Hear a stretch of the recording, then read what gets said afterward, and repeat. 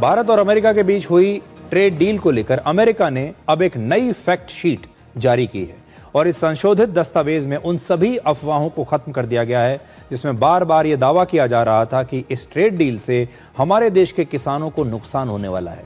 America ने 6 फरवरी को इस ट्रेड डील की जानकारी शेयर की थी, जिसे 9 फरवरी को अब फिर से अपडेट किया गया। पुरानी और नई फैक्ट शीट में 4 बड़े बदलाव हैं जो आपको नोट करने चाहिए। पहले यह लिखा गया था कि भारत अमेरिकी दालों पर टैक्स कम करेगा, यानी अमेरिका की दालें अब भारत के बाजारों में सस्ते दामों पर बिकेंगी। लेकिन अब अमेरिका ने इस डील से दालों को हटा दिया है, यानी अब भारत में दाल उगाने वाले लगभग 5 करोड़ किसान सुरक्षित हैं। अमेरिका की दालें भारत में नहीं आ रही। पहले यह कहा गया था कि भारत अमेरिका से 5 वर्षों में 500 अरब डॉलर यानी 45 लाख करोड़ रुपए का सामान खरीदेगा।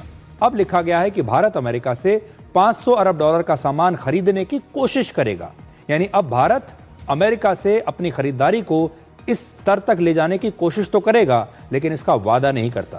पहले कमिटेड शब्द लिखा हुआ था, अब उसे बदलकर इंटेंड कर दिया गया है कि ऐसी हमारी मंशा होगी। अंतर्राष्ट्रीय कूटनीति और व्यापार की भाषा में शब्दों का बदलना काफी महत्वपूर्ण होता है। तीसरा पॉइंट यह कि पहले अमेरिका ने लिखा था कि भारत 500 अरब डॉलर का जो सामान अमेरिका से खरीदेगा उसमें एग्रीकल्चरल प्रोडक्ट्स यानी कृषि से जुड़ा सामान भी होगा, लेकिन अब एग्रीकल्चरल प्रोडक्ट्स को हटा दिया गया है और इसमें सिर्फ एनर्जी, इंफॉर्मेशन और कम्युनिकेशन टेक्नोलॉजी और कोल जैसे सामान का जिक्र किया गया है। और चौथा, पहले अमेरिका ने कहा था कि भारत उसकी सारी कंपनियों पर डिजिटल सर्विस टैक्स हटा लेगा, लेकिन अब जो संशोधन किया गया है उसके मुताबिक भारत सिर्फ डिजिटल ट्रेड नियमों पर बातचीत करने के लिए प्रतिबद्ध है, यानी टैक्स हटाने का दावा हटा दिया गया है। डिजिटल सर्विसेज टैक्स एक ऐसा टैक्स होता है जो विदेशी डिजिटल कंपनियों जैसे गूगल, मेटा और अमेज़न जैसी बड़ी टेक कंपनियों पर लगाया जाता है और भारत भी इन पर टैक्स लगाता है।